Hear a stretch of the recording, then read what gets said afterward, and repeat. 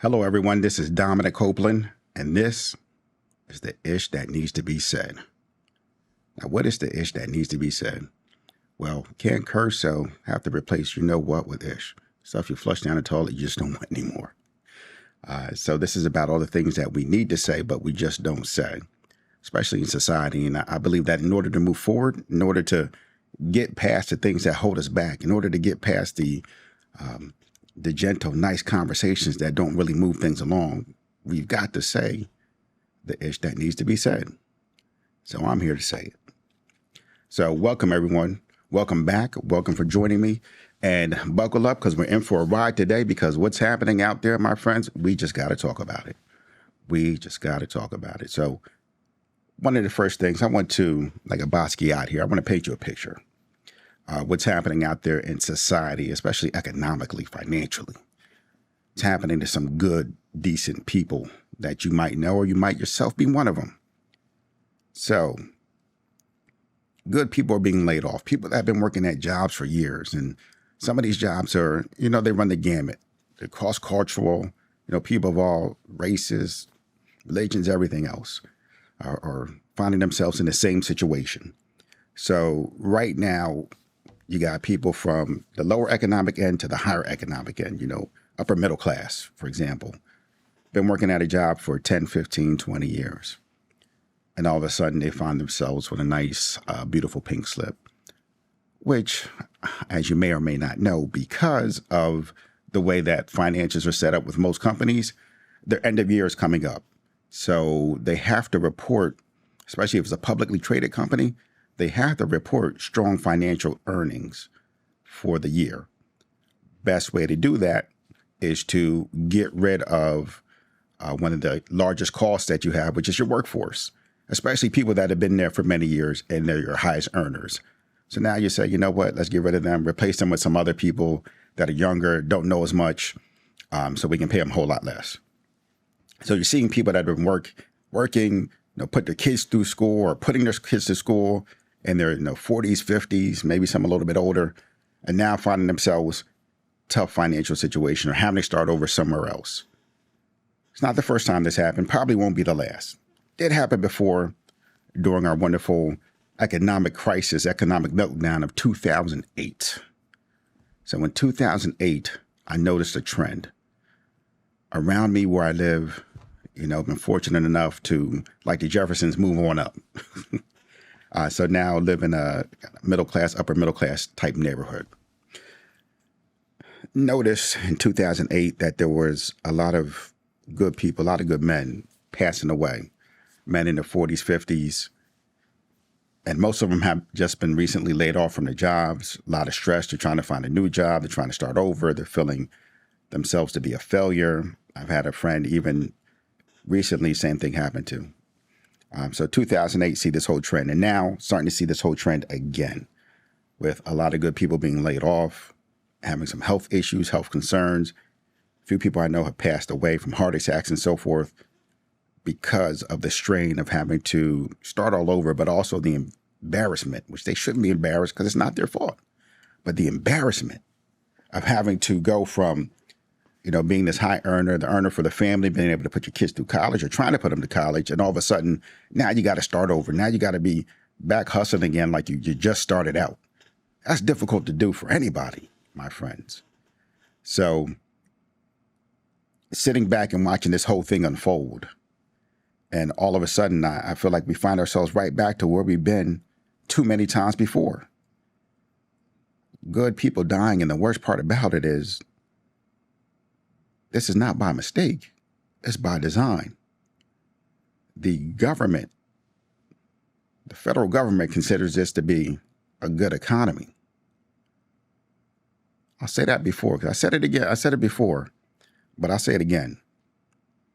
Our federal government, the Fed especially, responsible for making money decisions within our country, purposely is trying to cool down the economy so that they can slow down inflation. In order to slow down inflation, got to cool down the economy. So what does that mean? So to them, a slowed down economy, which is a good economy, is one where we start to see the unemployment rate rise, people have less savings in their bank account, and people are in a worse financial situation, so they spend less. So then prices naturally start to come down because people have less to spend. So that's the game plan. That's the goal. It's, okay, let's slow down the economy. In order to do that, our indicators, as they call them, our indicators are going to be, okay, we have greater rate of unemployment. People have less savings in the bank. People have less money to spend, and less things are being purchased or bought. So now that's a healthy economy.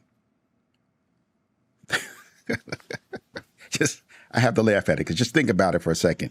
So when we have a higher unemployment rate for the average American, when you have less money in your bank account that you're saving, and when there's less things that you can purchase because you don't have the buying ability,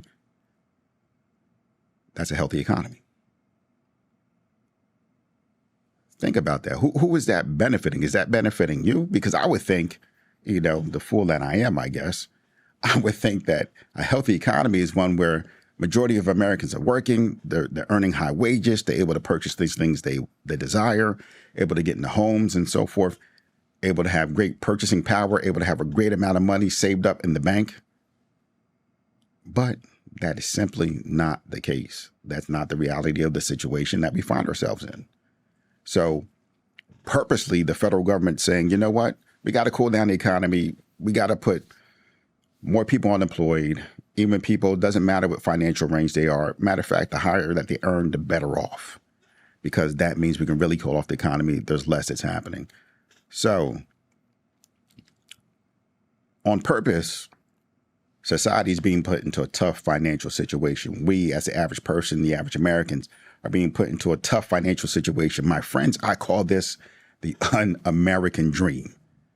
Un-American, because I don't find anything truly American about the dream that we originally had. Remember that dream, the American dream, the dream that, one day, what was it?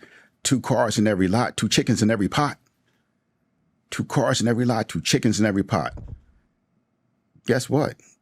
That's not a good economy anymore. 2 cars might be 1 too many, maybe 2 too many. 2 chickens in a pot, you know what? Let's see if we can work on half a chicken. That might be better. And this is what we call a healthy economy for today. Now, why am I saying this? Why am I bringing up? What does any of this matter? What it matters is, most importantly to me, I'm seeing a lot of good people pass away unnecessarily. And in 2008, I was in the same situation myself. I found myself in this situation. And what saved me, my saving grace, was being able to understand, you know what? I didn't bring this on myself. Because sometimes you felt like no matter how hard you worked, no matter how much you gave, no matter how well you did, you still found yourself victim of circumstances you could not control. And a lot of good people are finding themselves in that state today. Because what have we always been told? You work hard, you come in every day, you stay late, you do the things you're supposed to do, you're going to receive the benefits of that. You're going to be awarded and appreciated for that. But we find the more you do that, the higher you go, the more people or systems are in place there to keep you from rising up to where you should be or supposed to be. And when you get to a level where they pay you too much, guess what? You got to go so we can get someone else in there younger that we can pay less, or someone different we can pay less. Now you have to go somewhere else, start over again. Hopefully you can get somewhere where you pay the same, maybe even better. But when you get there, now you have to start all over. And a lot of times, like Massachusetts and other places, you have NDAs, non-disclosure agreements, or non-competes, meaning where you were at before, the book of business you might have built up, whatever you might have given to that company, intellectual property, so forth, whatever it might be, your hard work and dedication, you're not supposed to be able to take that with you. You have to leave all that behind. All the fruits of your labor have to stay where they were. So that company gets the benefit from it. But you yourself, my friends, you've got to move on, start fresh, start over. I myself was in a situation where I left one company that was just chaotic, and the things that were happening, you know what, this is the ish that needs to be said. So I'm just going to say it. All right. I'm just going to say it. So in a situation was with the company, helped the company to start up a whole entire European branch, was coming to the company 5 o'clock in the morning. The person that became president at that time constantly kept trying to fire me. It kept trying to bring me back, he said, back into the fold, where instead of me coming at 5 o'clock in the morning, now at this time, I'd come in 5 o'clock in the morning, finish up with my Asian and European customers, and then move into my American customers, then go to my customers that were out in California later on in the day. And then, as I'm home, now I'm back with my Asian customers because they're coming online, might get a couple hours of sleep, go back up and repeat the whole process. So putting in a lot of work, a lot of time, and doing so because I believe in what I'm doing, because I know I can make a difference, and it's working. My friends, it's working. The company's growing. We're getting better. European, I'm starting to bring in, millions of dollars worth of orders. But sometimes we're not playing the same game. I'm out there competing. Other people are out there cajoling. So this president come in one morning, and this president in HR, they're in the office behind closed doors, 5 o'clock in the morning. And I believe they came in so that they could see whether or not, if I was coming in at 5 o'clock in the morning, whether or not I was doing the things that I was supposed to be doing. So I thought that's what their focus was. Shortly after that, HR manager calls me to the office, like, how's everything going? Anything you want to tell us about? Blah, blah. I'm like, no, everything's well. I'm rocking and rolling, doing this thing and making it happen. Orders are coming in. And okay. Like, all right, that's great. Everything's going good. Nothing to report in. No. All right, good. And then the, president of the company constantly tried to, either fire me. He went from, it was almost schizophrenic, from trying to fire me to one day trying to elevate me within the company. And I'm like, one day you're trying to fire me, you're trying to elevate me to I don't know what's happening here. Then one day called me into a meeting with another person talking about, okay, we're going to talk about strategy for the future of the company and what's going to happen and all these great things. And before that happens, it's just me and this president in the room, right? It's me and the president in the room. And he has one of those pointers, one of the electric ones, laser ones. So he's tapping in and he's doing this little laser writing on the board. And then he's running it across the floor. And he tells me this little story. He says, you know what? I have this cat at home. Thing is stupid as can be.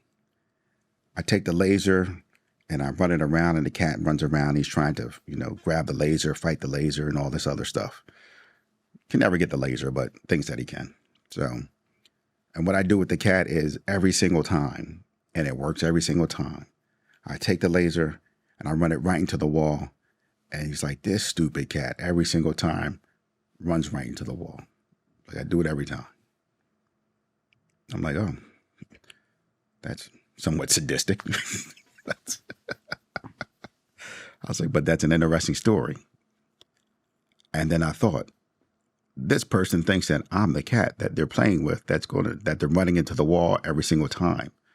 Like they're dangling out this carrot. And I'm thinking, oh, wow, maybe they think of me as more and I can be elevated within the company and so forth. And this is going to be great. And at that time, I decided, you know what? I'm out of here. I've had enough. This is ridiculous. I don't need this in my life. So I was being recruited by other companies and I knew some people over there. And eventually I just said, you know what? It's time. And I'm going to move on and do other things with my life. This is ridiculous. Left that company for a different one. And the people from that company tried to come back, sue me, right? Saying I had a non-disclosure agreement. Right. So I had to go to court and all that other madness to take care of that. Lawyers took care of it, ended up being pretty much nothing, but just a waste of time, energy, and money. And they were just trying to scare everybody else that was in the company not to leave. This is, like I said, we're not playing the same game. I was taught to compete, to outcompete, to outpace, to put in the work. Other people were taught, let me cajole, let me cheat, let me steal, let me find different ways of getting what I want, where effectively I don't even have to compete. Now, why is that important? Because come to find out that one moment that I came in 5 o'clock in the morning and the president's a man, HR manager is a woman, were having an affair. And everything that they did from there was try to cover up their tracks. So I became a non-compliant factor in this little secret affair that they were having. And so now my whole life gets shifted and adjusted because of the things that they're trying to do, the things that they're trying to hide in the dark so that it doesn't come to the light. That's what I mean by sometimes it's no fault of our own. We can do everything right. We can do our best, but we're just not playing the same game. We're just not competing in the same ways, and people have their own agendas. So we see socially, there's a whole different agenda that's at stake. We're thinking, let me put my head down. Let me go to work. Let me do my best. Let me give them the best work, the best ethic. Let me show up and really get the job done. Other people might be thinking, you know what? Economy's too hot. We got to cool it down. Who are your best earners? Who are your top earners? We got to either reduce their pay or we got to move them out of the company. That might hurt in the short term, but you know what? In the long term, we can bring in other people. We replace that income. We got non-completion, non-disclosure. So if they try to do anything, you know what? Our lawyers are ready. But also for our bottom line, this might be a short-term sacrifice, but our bottom line, that might show millions, which might increase our stock revenue. So my friends, we're not playing the same game that other people are playing out there. And when you look around, it's becoming this un-American dream that we find ourselves in, which I would call the new American nightmare. Now, I don't like to bring things up just to bring things up. I like to bring things up because I like to say, you know, what can we do about it? What's the vision for how we're going to change this around and make this different? That I'm not completely sure about. I'll be honest. I'm not completely sure about. But I know what they say, when you find yourself in a hole, stop digging. So maybe with this one, we got to stop digging ourselves in the hole, stop putting our heads in the hole and acting like we don't see what's happening, acting like we don't understand what's happening in our bigger society, what's really happening and why all these good people are being laid off, thinking that I'm going to put in the hard work and dedication over these numbers of years. And guess what? That's going to pay off and I'm going to move up and be elevated. And when the time comes, it either doesn't happen at all or you get there and guess what? We got to let you go. We got to move on. So either we have to protect ourselves in that process, you know, putting contracts in place like you see some of these sports coaches or whoever, when they get, there's one sport coach who just got fired and they have to pay him, I think, $47 million so, to honor the contract. If you can work out like that, not work and get paid $47 million, all right, I can't blame you for that one. You know, I was like, if they want to abide by that contract, so be it. But outside of that, we have to look at how can we protect these good, decent, hardworking people out here that are just trying to make a difference and feed their family, that have put in the work over years, have risen, continue to put in the work, and have given their best and their all to that company. There has to be a way where we can start to think, turn this un-American dream back into this American dream that's going to benefit all of us in the long term. And when we look out for our own best interests as we the people, we the citizens. So we the people have to start coming together to say, you know what? It's time for us to think about us. It's time for us to be contributors in this financial society and decide how we're going to be impacted. Does it make sense that when you save money, so look at this, you know, here, Massachusetts started a war over taxation without representation. Now, when you make money, you get taxed on the money. You spend that same money, that same dollar, let's say it's $1, you make $1, you're taxed on that dollar. You spend what's left on that dollar, you get taxed on that dollar again. You take whatever's left of that, you put it into the bank, you get taxed on what you just put in the bank. from that same dollar. I'm sure there's many more because you get state, federal tax, and so on and so forth. So on that $1, you might get yourself taxed where you almost have nothing left. So at one point, we went to war over taxation without representation. But now we save money, which should be the cornerstone of building wealth for you, at least the beginning. You go from that to investing and so forth, but you get taxed on the money that you've already been taxed on when you try to save it. How does any of that make sense? My friends, if you're feeling the way that I'm feeling, you think any of this makes sense, you have any questions about it, let me know in the comments below. Give me some comments or reach out, touch base. Let's start to think about this together. How can we make a change? How can we make a difference? How can we turn this un-American dream back into the American dream that benefits the most people, where we're saving lives, literally. We're saving lives. Instead of watching our friends and neighbors pass away because they're so stressed, they're so beat up, they have to start over at, 50, 60 years old. Start from the bottom again. Let's make a difference for each other. Let's truly make a difference within society. My friends, this has been the ish that needs to be said. Hit the like button. Stay tuned, because we got more that's coming. All the things either people don't know or don't want you to know, we're going to be talking about them. We're going to be bringing them to light. Bring this darkness to light, and let's see how we can change it, make a difference, and make it better. My name's Dominic Copeland. Talk to you soon.